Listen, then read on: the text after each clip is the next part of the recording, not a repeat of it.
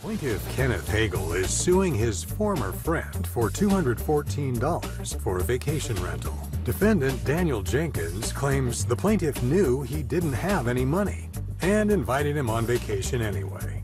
He says he owes him nothing. Please raise your right hand.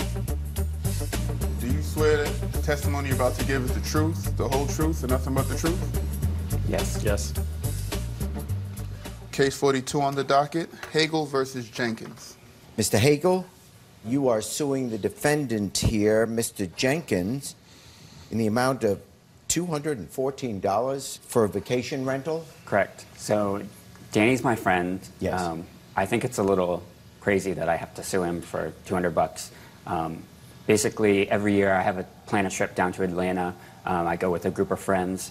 I organize the house, so it's a shared rental, and I let everyone know what the cost is and make sure everyone's okay with the place. How many guys go? It depends. Usually like around 8. Okay, so 80 friends get together. Yeah. Last year was 4. Pardon? Last year was 4, not 8. Okay. Yeah. But whatever, it's a group of friends, and you get together and you go to where? Atlanta. Atlanta. Yeah. Okay. It's my birthday weekend and Pride weekend, so And gay we pride have a lot of weekend. fun. Okay. Yeah. All right. So it's an Yeah. annual So trip. I put the money down for the full cost of the apartment. And Which then, was how much? this year, I have the receipt here if you want to see it. I'll take a look, but you Yeah. can tell me as well. I don't remember the full cost. I think it was around 800. Something around yeah. $800. You put the money down, Yeah, I pay for the full apartment, and then I let everyone know how much it will be for each and person. everyone puts in. So if there are 4 Yeah. people in this one place, Right. you Yeah. divide It it 4 depends on ways. how many people. And that's how you got the 200 something. Yeah. Got it.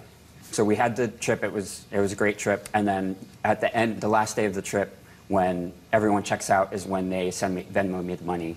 So everyone paid me except for Daniel. I have text messages saying that he's going to pay me back, but he never did. I even offered for him So to pay when was overtime. this trip? This was October last year. And you still haven't paid him back? No. Well, why not? This was for his birthday. I had told him that I had told pretty much everyone on the trip before we even went that I wasn't really going to be able to go because I wasn't working at the time. Okay, so and then I told him that he knew the information. He was just like, all right, fine. I mean, just come anyways. And then I'm just a little thrown back because I'm thinking this whole thing is like super petty. Like you are like suing me for $200. Mind you, he is the one who drove to Atlanta. I rode with him. He drove there because he was moving to California. Your California flight ticket is more than that $200 that you So want to wait, sue me you for. live in California? That was my last weekend in D.C. on the East Coast. So Okay. I moved to California after that weekend. But you're suing him for $200. Lunch is going to be more.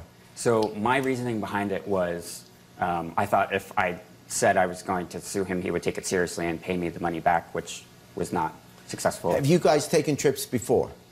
Yeah, he took one. He was in Atlanta 2 years ago. 2 years ago you went. And Yeah. did he pay on that trip? He only paid me back half. Well, he said I didn't have to pay him until after the trip. Okay. And mind you, the whole time we were there for the weekend, I didn't even sleep in the place. I slept somewhere else the entire weekend. Regardless of how many people stayed in there, like the price was set for that apartment. Yeah. I had my stuff there, yes, but I didn't even sleep there the entire weekend. Okay, but I assume the price, the reason everyone had to put in a quarter is because that was the price they had to pay to get the place. Whether you decided then to stay there afterwards, that was your decision. Correct. You found someone or someplace else to go. Okay, here's the deal. You knew you owed him from the old trip. You shouldn't have gone on this trip, even if he says you knew that it was expected that you'd put the money in. But I'm saying to you, he's not a friend anymore then, if that's what's important to you. I'm not saying it shouldn't be, and I'm not saying there's no principle there, but the principle then is, you're not my friend anymore. You know, I'll be nice to you, you're an acquaintance, but you're not really a friend anymore. You don't pitch in. Or the principle could be, you're such a good friend that I understand things aren't going well for you right now, so you know what? If you don't have the money to pay the $200 for a weekend that you obviously liked him enough that you wanted him to come on the trip, my guess is you have other friends too. You could have asked them. Why didn't you invite someone else? I feel like, well, because I wanted Danny there. He's my friend. If he's your friend and he can't come up with the money, it's difficult for him. There must be a reason he can't pay. And if he's totally lying about it, then he's obviously not going to be your friend. I'm just trying to tell you on a personal thing why. That's not how people behave. I mean, if he's not doing it, you got a cheap friend, there may be a reason for it. And if you care about him as a friend, but you do have a responsibility, and you now know that he's not a close friend of yours. But you do owe him the money because that was the agreement. So this court fines for the plaintiff $214.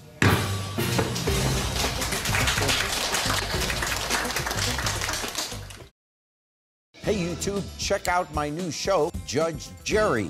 Now for a sneak preview and behind the scenes footage, subscribe to my channel now.